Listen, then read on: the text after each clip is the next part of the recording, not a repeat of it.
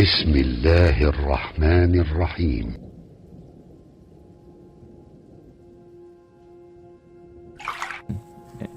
Dan hari ini yang akan kita ambil adalah materi yang sangat jarang dibahas, topik yang sangat jarang dikaji, karena rata-rata setiap orang Muslim yang akan menghadapi Idul Adha itu terkonsentrasi pada penyiapan salat, pencarian hewan korban, ya.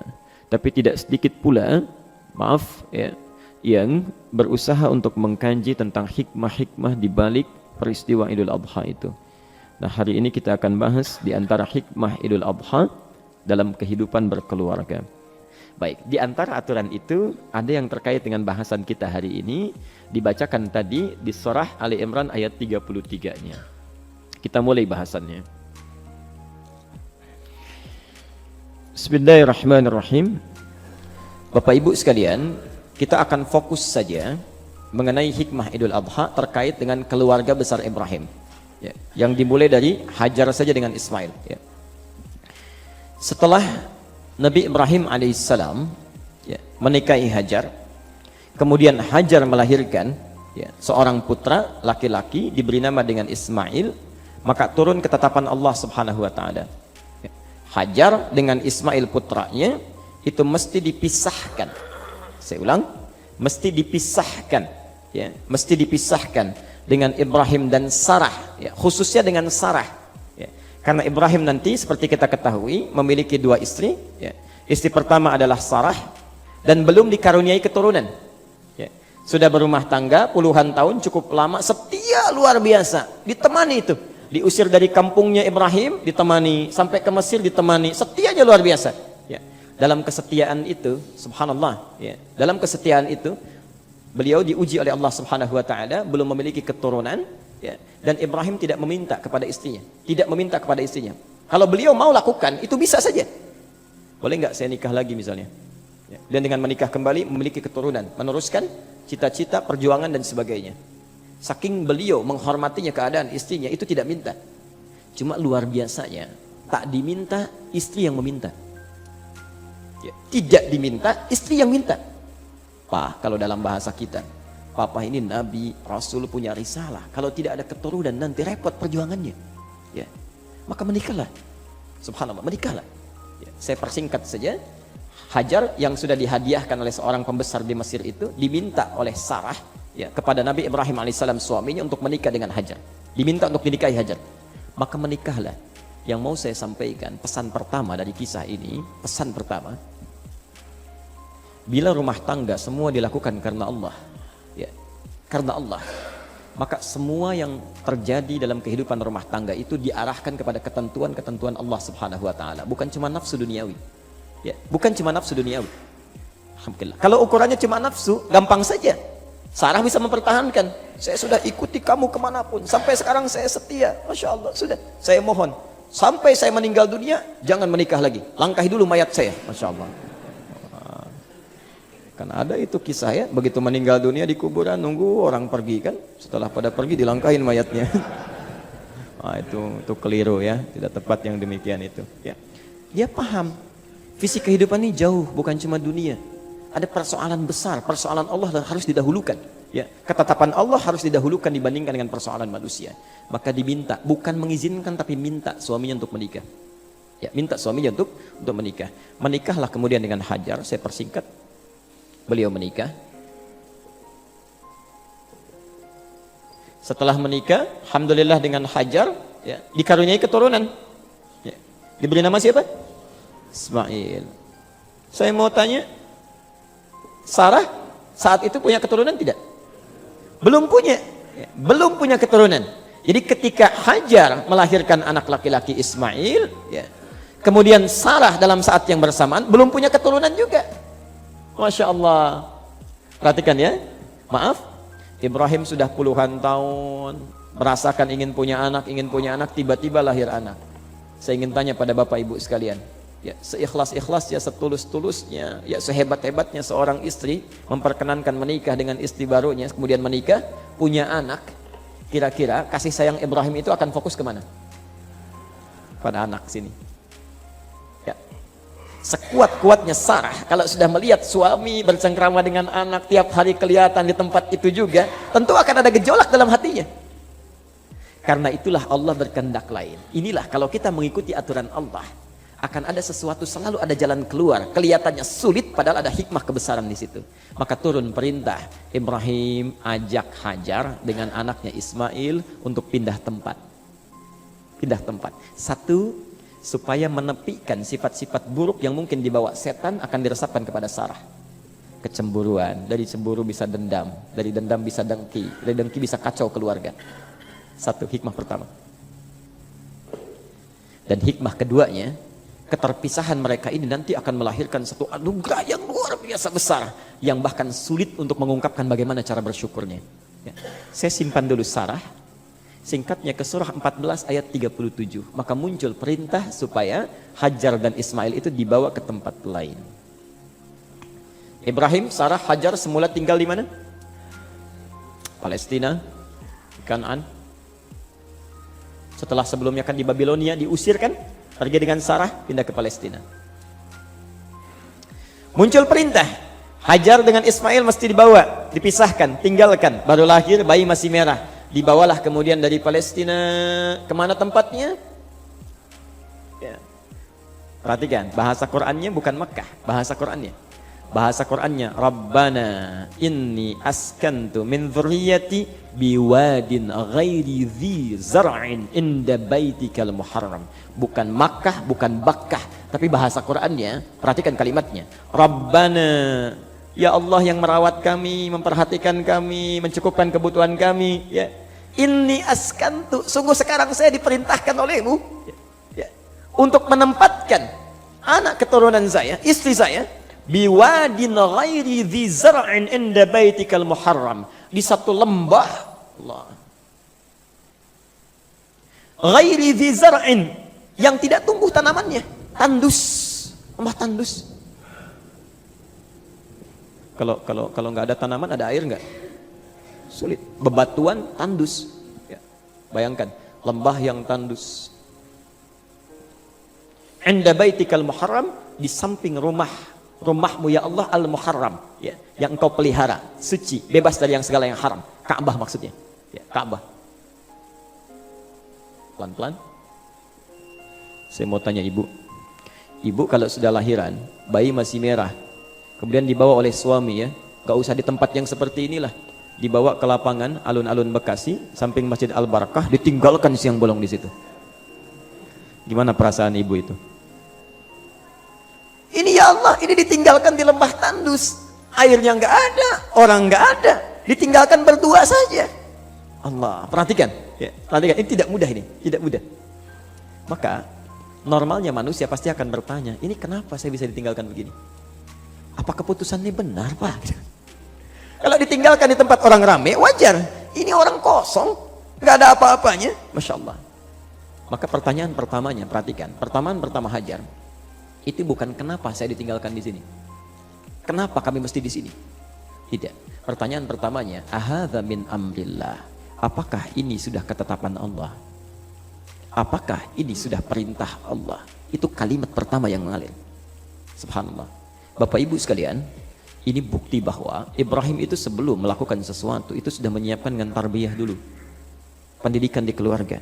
Tidak mungkin mengalir kalimat itu dari seorang istri kecuali seorang suami sudah mendidik dengan baik, ya, sudah saling melengkapi dengan baik. Ini pesan pertama bahwa, maafkan saya, dalam kehidupan berkeluarga ini jangan soleh masing-masing, semua saling mendukung, saling menguatkan. Kalau sudah semuanya lillah karena Allah, maka akan mudah melangkahnya. Ini gambaran yang kedua. Pernikahan dibentuk karena aturan Allah, yang kedua saling menguatkan karena Allah, maka akan mudah melangkah dan tidak akan banyak kecewanya, Bu, Pak. Kalau semua karena Allah itu enak gitu ya. Kemarin saya di Al-Ansar sampaikan satu kisah, misalnya ibu sudah masak, ya, resep sudah dikumpulkan, bahan sudah diolah, ingin memberikan yang terbaik bagi suami. Tiba-tiba setelah jadi, pagi-pagi papa langsung pamit, mah ada rapat ya, buru-buru. Makanan yang sudah jadi nggak dimakan tuh, ya. Bagaimana perasaan ibu itu? Kalau cuma ngejar dunia akan kecewa, ya. Kalau cuma dunia akan kecewa, ya Allah, saya sudah capek-capek masak dan sebagainya. Bukan di hasil, di proses. Tapi kalau semua dilakukan karena Allah, itu akan enak. Alhamdulillah ya Allah yang telah memberikan rezeki lebih untuk saya hari ini. Rezeki suami bisa saya makan. Beres. Bertambah enak. Nyaman kehidupan. Ya. Ini. Baik, saya pelan-pelan. Maka ketika ada keyakinan Nabi Ibrahim menjawab, ya, ini perintah Allah. Hadza min amrillah. Sudah tenang, tidak ada pertanyaan lagi. Yakin, ini tidak mudah menumbuhkan keyakinan ini. Begitu ditanamkan, yakin, ya, sudah selesai. Tidak ada pertanyaan lagi. Yakin keduanya tinggal ditinggalkan di sini, bukan sekedar ditinggalkan. Tapi subhanallah, perhatikan aturannya. Allah berkehendak ingin langsung memberikan perlindungan, kenyamanan hidup, langsung memberikan perlindungan dan kenyamanan hidup, tidak boleh ada makhluk lain yang turut campur. Saking sayangnya Allah. Saking sayangnya Allah. Karena Allah itu maha pencemburu. Kalau ada orang hamba, saking solehnya luar biasanya, yang lain gak boleh turut campur. Khalik, sang Khalik, Allah langsung akan merawat dia. Langsung memberikan perlindungan, langsung memberikan rezeki. Jadi kalau Anda mendekat kepada Allah subhanahu wa ta'ala, itu makhluk tidak akan ada yang sanggup untuk memberikan kemadaratan. Makhluk akan digerakkan untuk memberikan kebaikan. Perlindungan Allah akan menyertai kita dalam kehidupan. Itu kaidahnya. Itu kaidahnya. Dan nanti Allah akan buktikan. Ketika orang mulai banyak ragu, akan dibuktikan. Yang tidak ada orang, jadi ada orang. Yang tadinya tandus, bisa menghasilkan banyak hal. Tidak mungkin terjadi kalau bukan kehendak yang maha kuasa. Allah subhanahu wa ta'ala. Jelas sampai di sini? Kaidah ketiga? Baik. Karena itu, saya teruskan dulu. Sudah? Ya, jelas ya? Ini kalimat pertama. Ditinggalkan di mana? Lembah tandus, bayangkan tandus tidak ada segalanya, tapi Allah jadikan kemudian segalanya menjadi makmur dari situ dan diisi dengan doa. Ini artinya tidak cukup ikhtiar saja. Kalau antum melakukan sesuatu, beraktivitas, tidak cukup dengan ikhtiar. Mintakan dengan tawakal kepada Allah supaya Allah bisa memberikan taufik pada ikhtiar kita. Jelas poinnya? Nah, saya teruskan agak cepat. Ibrahim kembali lagi ke mana? Palestina. Ini sudah pasti ya, rumah Allah yang pertama dibangun pasti Mekah. Karena Ka'bah ada di Mekah. Ada yang pernah ke Palestina? Dari Mekah ke Aqsa? Baik. Bapak maaf, pakai apa dulu? Pesawat? Pakai pesawat Yordan. Berapa lama Pak? Berapa jam? Lupa, baik. Ada yang pernah ke Palestina? Berapa Pak? 3 jam? Baik. Kalau jalan kaki berapa lama Pak? Saya mau tanya, zaman Nabi Ibrahim sudah ada pesawat? Belum ada. Ada mobil? Tidak ada kendaraan. Paling ada pakai apa? Unta. Pernah naik unta? Tahu kecepatan unta? Kecepatan unta itu tidak bisa menggunakan rumus fisika S sama dengan V kali T. Ya, jarak sama dengan kecepatan dikalikan dengan waktu. Kecepatan S dibagi T itu nggak bisa. Nggak bisa. Unta itu rumusnya kecepatannya bergantung moodnya. Ya. Kalau sedang senang, cepat dia. Ya. Tapi kalau sedang malas, kita dilihatnya begini, enak saja jalan gitu. Masya Allah. 30 kilo bisa 3 hari Pak, naik unta itu. Unta tuh begitu. Ya, subhanallah. Ibrahim, kenapa dinamakan dengan Ibrahim?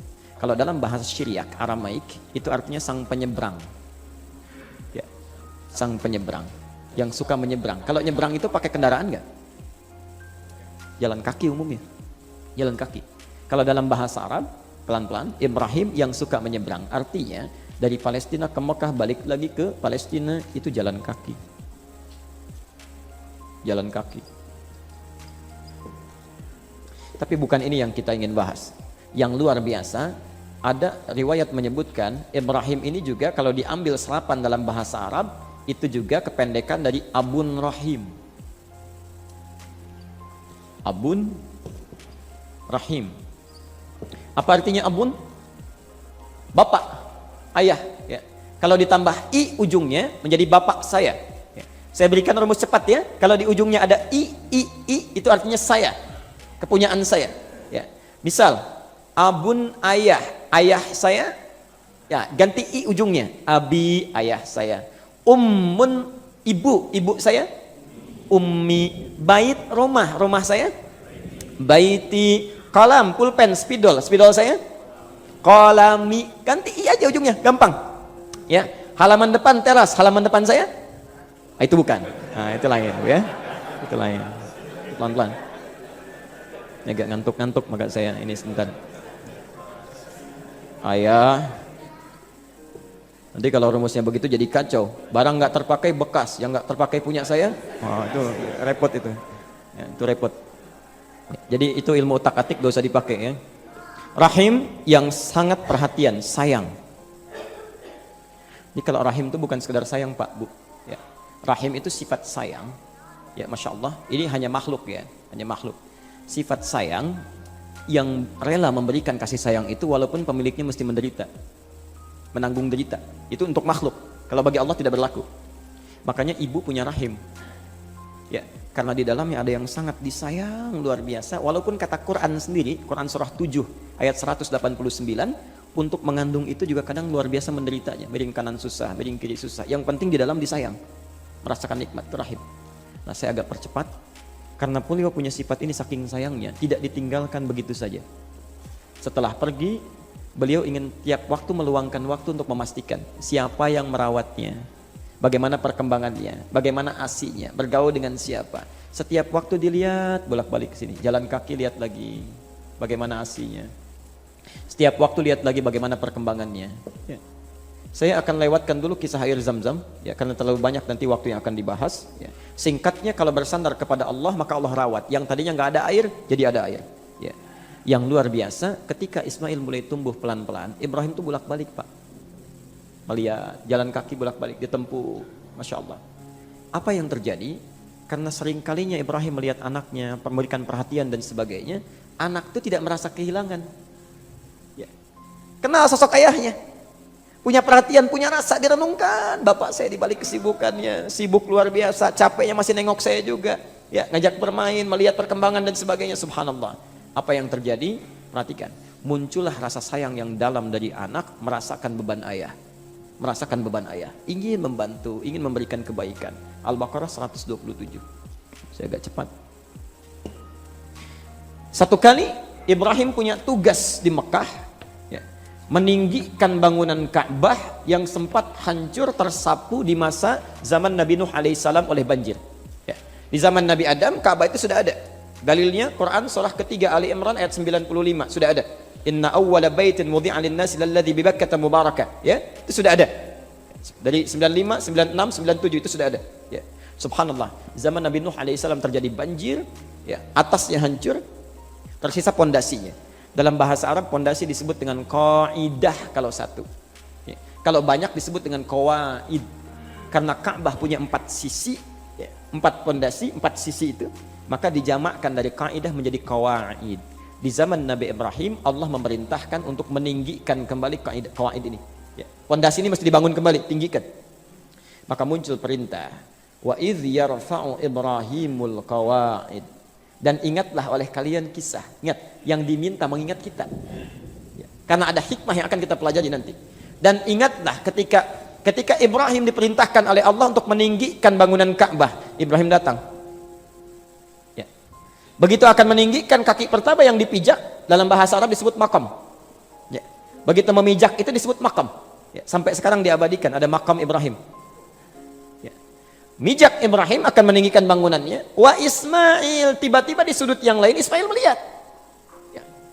Kalau bahasa Arab normal Pak, Bu, 2 orang yang akan bekerja sama itu subjeknya disandingkan. Allah bisa mengatakan begini, wa idh yarfa'u Ibrahimu wa Ismailul qawaid minal bait. Dan ingatlah ketika Ibrahim dan Ismail sama-sama meninggikan bangunan Ka'bah. Tapi kenapa Ismail diakhirkan? Ini ingin menunjukkan pesan bahwa peran orang kedua itu sekedar membantu saja. Ya, tidak seperti orang pertama. Karena yang paling luar biasa saat Ismail tumbuh, belum dewasa, usia 4-5 tahun. Bapaknya mau bekerja, anak melihat dari sisi yang lain. Merasa bapak saya punya beban di pekerjaan, saya ingin bantu. Tiba-tiba bawa batu itu dari jauh ingin bantu. Anak kecil ingin bantu, merasakan beban ayahnya. Batu dalam bahasa Arab disebut hajar. Ya. Begitu datang ke sini disusun. Kalau sudah disusun, berubah menjadi hijar. Ya. Batu yang tersusun sehingga menjadi susunan tertentu namanya hijar. Ya. Hajar batunya, susunannya disebut apa? Hijar. Sampai sekarang sisi yang ini disebut apa? Hajar Ismail. Sisi yang itu, ya, itu asalnya dalam Ka'bah. Cuma terjadi kebakaran, semua tidak sempat dikembalikan seperti utuhnya. Ya. Karena dananya yang kurang pada saat itu. Tapi dengan izin Allah terbuka ini supaya memberi kesempatan orang yang ingin salat di dalam Ka'bah tapi tidak sempat masuk ke dalamnya, salat di sini sama dengan salat di dalam Ka'bah. Ya. Poin kita bukan itu. Poinnya adalah tidak mungkin seorang anak Ketika bapaknya bekerja, menanggung beban luar biasa beratnya, tiba-tiba merasakan beban ayahnya, ingin membantu beban ayahnya, meringankannya, tidak mungkin bisa melakukan itu kecuali sebelumnya ada perhatian-perhatian positif dari orang tuanya. Kasih sayang dan sebagainya. Ini pesan subuh yang kita bawa.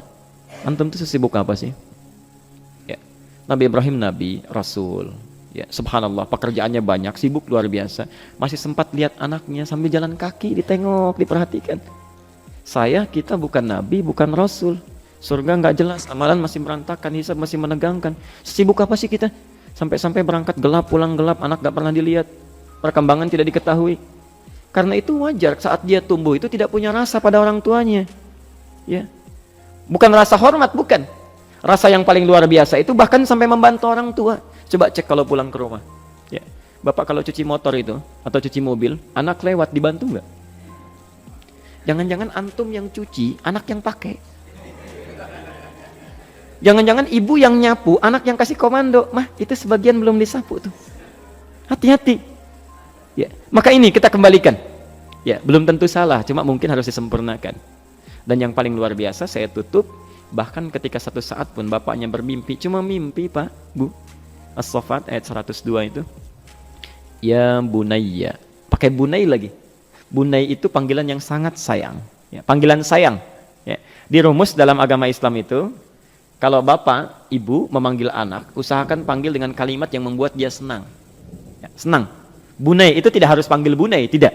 Ya, ya bunay tidak harus panggil bunay. Ya, tidak. Boleh kita panggil dengan panggilan lain, ya, sesuai dengan nama-nama kita, tapi melahirkan sayang, cantik, salehah, saleh, ya, boleh. Ya, ya bunayya, inni ara fil manami anni adzbahuka. Fanzur madza tara. Nah, bapak lihat di mimpi, bapak sembelih kamu. Menurut Ananda bagaimana? Subhanallah, itu saat Ismail sudah mulai dewasa, nalarnya sudah berkembang. Bapak ibu sekalian, bapaknya kan Nabi, Rasul, gampang saja. Kalau ingin dilakukan kan beliau yakin pasti itu ilham, ya wahyu dari Allah, gampang. Nak sini, bapak ini ada perintah, kamu siap-siap ya, hari ini harus disembelih. Bisa saja. Tapi ini pendidikan yang luar biasa. Ketika anak mulai matang, mulai dewasa, maka jadikan dia bagian dari teman. Minta pendapatnya. Maka akan lahir penghormatan dari anak. Karena anak kalau sudah mulai nalarnya matang, itu biasanya suka membalikan. Ya. Nah, cepat ke masjid. Papa aja belum ke masjid. Dulu papa nggak begitu saat di pesantren. Tapi kan papa pesantren kilat kan dulu. Nggak pernah selesai. Ya. Jadi lihat cara Ibrahim membalikkan. Maka dijawablah, ya abati. Ada abi, ada buya, ada abati, itu lain. Ya. Kalau abi itu panggilan hormat. Abi panggilan hormat. Kalau buya panggilan sayang. Sayang. Ya, anak saya yang kecil panggil buya, panggilan sayang supaya dia punya rasa sayang. Tapi kalau abati, hormat plus sayang. Ya. Hormat plus sayang. Seakan-akan anak ini ingin mengatakan setelah dia dewasa, Pak, dengan rasa hormat saya kepada papa dan sayang saya dengan papa. Ya. Kalau ibu, ummi, ya, boleh. Umay panggilan sayang, di ummi panggilan hormat, umay panggilan sayang, amati itu panggilan sayang dan hormat. Ya. Maksudnya apa? Cari yang sepadan dalam bahasa kita. Kalau ada silahkan. Ya. Cari panggilan, boleh. Tidak harus sama misalnya ya, kecuali kalau paham maknanya. Kalau tidak ya kita simpan dulu supaya paham dulu. Ya. Jangan minta, dipanggil misalnya ibunya belum paham. Pulang dari sini ibu bapak panggil ibundanya misalnya. Ya amati, mama belum mati. Misal, nah, itu belum paham. Ya. Disampaikan dulu maknanya, ketahui dulu baru kita bisa praktekkan. Perhatikan, duhai ayah, dengan rasa hormat saya dan sayang saya kepada ayah. Ya abatif al, cepat kerjakan sekarang juga. If'al itu kerjakan, jangan tunda. Kalau bisa secepat mungkin. Ya. If'al itu kerjakan. Kalau misalnya fa'il atau istaf'il, artinya tunda sebentar, saya pikir-pikir dulu. Itu tidak, if'al. Ya. Ya abatif'al. Subhanallah. Ya Bapak, cepat kerjakan sekarang. Jangan ditunda. Satajiduni insyaallah minas sabirin. Pasti ayahanda dapati saya insyaallah dengan izin Allah menjadi orang-orang yang sabar. Itu yang kita dapati sampai situ saja. Tidak banyak orang tahu kisahnya. Kalau antum punya kitab namanya Al-Akhlaq Lil Banin karangan Ustaz Umar Ahmad Baraja, jilid yang kedua halaman 21. Dikisahkan di situ ketika akan disembelih. Itu kan ikatannya agak longgar. Ya. Kata Ismail, "Pa, tolong kencangkan ikatan ini Ya, supaya nanti saya tidak meronta atau bergerak yang membuat papa jadi ragu lagi nyembeli saya. Kencangkan. Ya. Yang kedua, Pak, tolong tajamkan pisaunya itu, asah. Ya. Supaya mempercepat dan memudahkan saat menyembeli saya. Ya. Dan tidak meninggalkan rasa sakit berlebihan sehingga papa jadi tidak jadi menyembeli dengan mengadu itu. Yang ketiga, baju luarnya minta dibuka dulu. Pak, tolong titip ini, ya, baju gamis yang terluarnya itu, sampaikan pada ibunda jika papa memandang baik sebagai hadiah terindah dari putra tunggalnya. Itu Ismail. Tidak mungkin anak yang saleh ini bisa melakukan hal yang luar biasa kalau tidak ada kasih sayang yang luar biasa dari kedua orang tuanya. Sampai bebannya dirasakan. Untuk mengorbankan jiwanya pun mampu. Jangankan cuma bantu bikinkan kopi, teh, nyapu, cuci mobil. Mengorbankan jiwa aja luar biasa, nggak mikir. Sekarang aja, Pak. Sekarang. Ya. Coba lihat. Bapak kalau anak misalnya tergeletak sakit, butuh darah segalanya, bukan karena rela berkorban nyawa. Ya Allah, kalau bisa saya saja yang diambil, biar anak saya tumbuh dan sebagainya. Subhanallah. Sekarang tukar situasinya. Usia orang tua 80 tahun. Ya, masuk rumah sakit, antum ada di situ. Subhanallah, kata dokter ini sudah tidak lama lagi. Bisa nggak berdoa seperti itu? Ya Allah, kalau bisa tukar saja saya saja yang meninggal. Biarkan orang tua saya hidup, telah mengandung saya, mendidik saya, merawat saya, peluh keringatnya. Ya Allah, saya rasa agak susah ya. Ya Allah, kalau memang lebih cepat menurut Engkau lebih baik. Susah. Sulit ya. Baik, sudah jangan terlalu banyak supaya lebih mudah mempraktekkan. Itulah hikmahnya. Saat itulah ketika disembelih, ya, dilakukan, digantilah kemudian dengan anugerah yang luar biasa. Bidzibhin azim, sembelihan yang besar. Ismail tetap hidup, sehat, dan karunia Allah turun. Jadi hikmah terutama dari kisah ini adalah Idul Adha harus mampu mengembalikan kehidupan keluarga kita menjadi lebih baik, bukan kehidupan personal saja. Coba cek nanti ya, saat Idul Adha kumpul sama-sama, kan suka berkumpul, jangan cuma kumpul saja menikmati kue, bukan itu yang diharapkan. Coba cek, barangkali ada anak yang belum sempat ibadah, ada anak perempuan yang belum sempat berhijab, ada kehidupan yang belum baik, itu tolong perbaiki, dan mudah-mudahan dengan itu anugerah Allah akan diberikan kepada kehidupan keluarga kita. Saya tutup, kalau itu sudah dilakukan, maka Allah menyediakan satu rumah di surga untuk seluruh keluarga besar ini. Ya, itu pasti, karena ayatnya ada di Quran, surah 52 ayat 21. Ya, saya tutup dengan membacakannya. Walladzina amanu, dan para orang tua yang beriman itu, wattaba'athum dzurriyyatuhum biimanin, bila diikuti oleh anak cucu keturunannya semuanya beriman kepada Allah, alhaqna bihim dzurriyyatahum, kami akan kumpulkan seluruhnya di satu tempat di surga. Wa ma alatnahum min amalihim min syai', kalau ada anggota keluarga ingin mewujudkan itu, kami akan catat, tidak akan disia-siakan.